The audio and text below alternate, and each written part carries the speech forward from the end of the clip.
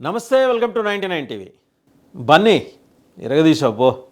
ప్రకాష్ రాజ్ గారి ప్రశంస ఊహించిందే. ప్రకాష్ రాజ్ అంటేనే సెన్సేషన్కి మారిపోయారు.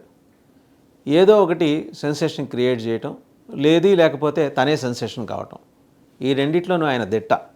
సరే, ఇప్పుడు ఏంటంటే ఏదో ఒకటి కావాలి మళ్ళీ తన గురించి జనం మాట్లాడుకోవటానికి. మొన్నటిదాకా సనాతన ధర్మం మీద మాట్లాడి పవన్ కళ్యాణ్ తోటి యుద్ధం చేసి మళ్ళీ సైలెంట్ అయిపోయాడు. సరే, ఇలా సైలెంట్గా ఉంటాం ఆయనకి ఇష్టం ఉండదు కాబట్టి, పైగా బహుభాషా నటుడు కాబట్టి, ప్రపంచం తన గురించి మాట్లాడుకుంటుంది కాబట్టి, ప్రపంచం చరిత్రలో, సినిమా చరిత్రలో కొత్త రికార్డు సృష్టించిన పుష్ప 2 గురించి మాట్లాడాలనుకున్నారు ప్రకాష్ రాజ్. సరే, ఆయనకి ఎక్స్ కన్నా గొప్ప వేదిక ఉంటుంది. దాని మీద వెంబడే ఒక పోస్ట్ ట్వీట్ చేశారు. ఏమని? Having seen you from Gangotri to Pushpa 2 the rule, what a self chiselled journey, proud of you dear Allu Arjun, keep pushing boundaries. మళ్ళీ ఎమోజీలు అన్నీ పెట్టాడు.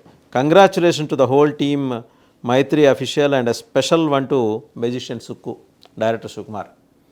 సో పనిలో పని ఏంటంటే మెగా ఫ్యామిలీ గురించి ప్రస్తావన ఎక్కడా తేకుండా చాలా జాగ్రత్తగా డైరెక్టర్ సుకుమార్కి, అలాగే మైత్రి మూవీ మేకర్స్కి అండ్ పుష్పరాజ్ సీఎం పేషీలో ఎవరు అడుగు పెడితే మరి ఆయనతో ఫోటో తీయించుకుంటే వాళ్ళు సీఎం అయిపోతారు కదా, లేకపోతే ఆయన సీఎం అయిపోయిన తర్వాత అక్కడే సీఎం పేషీ ఒకటి క్రియేట్ అవుతుంది కదా.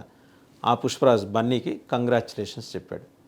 ప్రకాష్ రాజ్కి ఉన్న అలవాటు ఏంటంటే పుండు మీద కారం చల్లటం.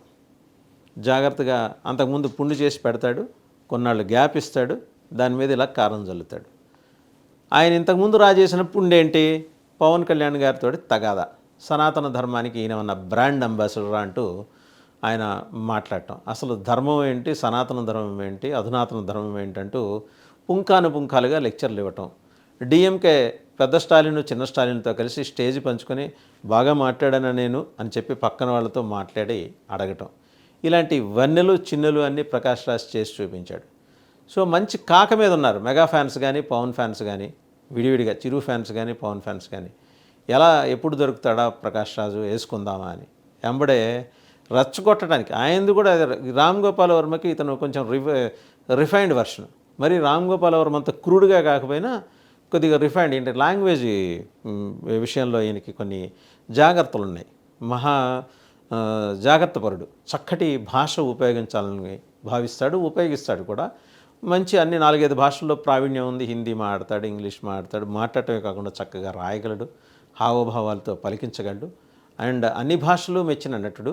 ఏ భాషలో కనుక చూస్తే ఆ భాష వాళ్ళు ఓన్ చేసుకుని ఓహో ఇతను మనవాడేనేమో అని మెప్పించగల దక్షత ఉన్న మంచి సుశిక్షితుడైన వెర్సటైల్ ఆర్టిస్ట్ ఆయన. సో భాష విషయంలో, రాసే విషయంలో మంచి రాతగాడు కూడా. రాసి ఆయన ఇబ్బంది పెట్టాలనుకుంది ఏంటంటే ఇక్కడ బన్నీకి ప్రశంస కాదు, మెగా కాంపౌండ్లో చిచ్చు పెట్టాలి, లేకపోతే మెగా కాంపౌండ్ని రెచ్చగొట్టాలి, ఆ పుండు మీద కారం చల్లాలి. పవన్ కళ్యాణ్ని వేసుకోండి, చిరంజీవి గారితో ఏదో ఒకటి పంచేది. అసలు ఆయన్ని మా ఎలక్షన్స్లో నుంచోబెట్టి ఆయనకి ఇంత మద్దతు ఇచ్చిన చిరంజీవి ఫ్యామిలీకి ఆయన ఎందుకు దూరం జరిగారో అర్థం కావట్లేదు. ఏమన్నా ఐడెంటిటీ క్రైసిస్సా? ఒకవేళ అలాంటిది లేదు. ఎందుకంటే ఆయన అన్ని భాషల వాళ్ళు ఆదరిస్తారు. తెలుగు వాళ్ళు అయితే ఇంకా సొంత ఇంటి వాడు అన్నట్టు ఫీల్ అవుతారు. ఆయనే తెలుగు వాళ్ళకి దూరం జరిగి చివరికి ఒక దశలో ఏంటంటే తెలుగు ఇండస్ట్రీ ఆయన్ని బ్యాన్ చేస్తుందో అనే దాకా ఆయన పరిస్థితి తెచ్చుకున్నాడు. పవన్ కళ్యాణ్ గారిని అనవసరంగా గోకాడు. ఆయన ఒక పొలిటీషియను, ఆయన ఒక స్టాండ్ తీసుకున్నారు సనాతన ధర్మం మీద. ఆయన అన్నది ఏంటి ఆ రోజు కూడా, సెక్యులరిజం పేరు చెప్పి మా మీద దాడి చేస్తే మేము ఊరుకోము, సనాతన ధర్మం మీద తిరగబడతాము. అలాగే స్టాలిన్ ఉద్దేశించి, ఉదయనిధి స్టాలిన్కి సనాతన ధర్మం అంటే అది ఒక కరోనా వైరస్. సో దానికి ఆయన బ్యాక్టీరియా అనుకున్నాడు. ఎవరు? స్టాలిన్, చిన్న స్టాలిన్ బ్యాక్టీరియా అనుకున్నాడు.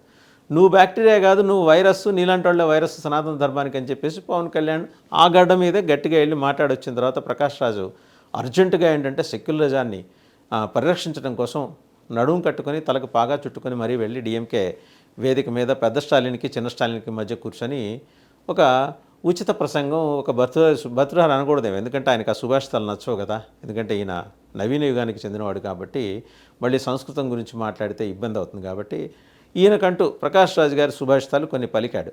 ఆ పలికినవాడు ఊరుకున్నాడా? పక్కనున్న ఆయన వంక తిరిగి ఎలా చేసాం మనం, బాగా మాట్లాడంగా అని అడగటం, ఇవన్నీ సోషల్ మీడియాలో వైరల్ అవటం. అయినా సరే ప్రకాష్ రాజ్ గారు ఏంటంటే అన్నీ దులిపేసుకుంటారు. అంటే స్థితప్రజ్ఞుల లక్షణాలు అన్నమాట ఇవి. మిగిలిన వాళ్ళందరూ భగవద్గీత 12 అధ్యాయాలు చదివితే కానీ స్థితప్రజ్ఞత అంటే ఏంటో తెలియదు. కానీ అవేమి చదవకుండానే ప్రకాష్ రాజ్ గారికి స్థితప్రజ్ఞత అలవడింది. ఎవరేమన్నా మనం పట్టించుకోకూడదు, ఇలా దులిపేసుకొని పోవాలి. సోషల్ మీడియాలో చాలా బీభత్సంగా ఆయన్ని ట్రోల్ చేశారు. అబ్బే చలించలా, అది స్థితప్రజ్ఞత. ఇప్పుడు గ్యాప్ తీసుకున్నాడు. గ్యాప్ తీసుకొని తగ్గేదేలే అనుకుంటూ మళ్ళీ వచ్చాడు. వచ్చి బన్నీకి ప్రశంసలు, నువ్వు గంగోత్రి నుంచి నీ జర్నీ చూస్తున్నాను పుష్ప 2 దాకా, ది రూల్, పుష్ప 3 కూడా సక్సెస్ అవ్వాలనే ఆకాంక్ష ఆయన అక్కడ వ్యక్తం చేయలేదు, కానీ వ్యక్తం చేసే ఒక భావన అర్థం స్ఫురించేలాగా మాత్రం ఆయన పోస్టు పెట్టారు. అండ్ మెజిషియన్ సుకుమార్, మరి ఇదే మెజిషియన్ సుక్కు రేపొద్దున రామ్ చరణ్ తోటి ఇంకో సినిమా రెడీ చేసుకోబోతున్నారు. స్క్రిప్ట్ రెడీ అవుతుంది. ఆల్రెడీ రంగస్థలంతో సుకుమార్ ఏంటో చూపించాడు.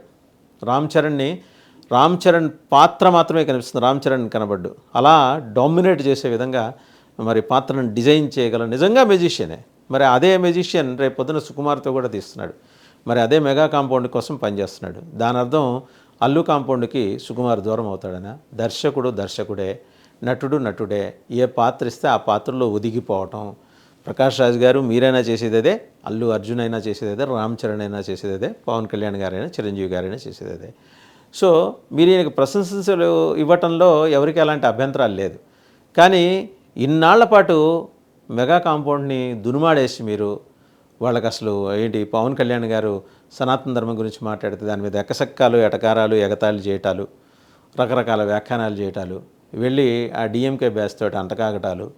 సరే, అంటే మీకంటూ కొన్ని ప్రయోజనాలు ఉన్నాయి. ఎందుకంటే మీరు మతరహిత, కులరహిత భారతదేశాన్ని మీరు చూడాలనుకుంటున్నారు. కానీ మీరు భుజాన పట్టుకొని మోస్తున్న కాంగ్రెస్ పార్టీ ఆ బేస్ మీదే నిర్మితమైంది అనే విషయాన్ని కన్వీనియంట్గా మర్చిపోయి వాళ్ళ మీరు మాట్లాడుతుంటాం చూస్తే నెటిజన్స్, 2 రకాల నెటిజన్స్ ఉంటారండి. ఒకళ్ళు పొలిటికల్లీ సెన్సిటివ్, ఇంకోళ్ళు ఏంటంటే ఈ క్రిటికల్లీ సెన్సిటివ్. ఇలాంటి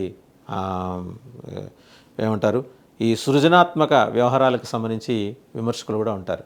మీరు ఇద్దరు విమర్శకులు, 2 కేటగిరీల విమర్శకులకి టార్గెట్ అయిపోతున్నారు. ప్రకాష్ రాజ్ గారు మీరు గొప్ప నటులు, మీ నటన మాకు కావాలి, మీరు అన్ని భాషల్లో నటించాలి. మీరేంటంటే సాధ్యమైనంత వరకు ఈ వివాదాలకి దూరంగా ఉండండి. మెగా ఫ్యామిలీని అనవసరంగా గోకి వాళ్ళని రెచ్చగొట్టే ప్రయత్నం అయితే చేయమాకండి.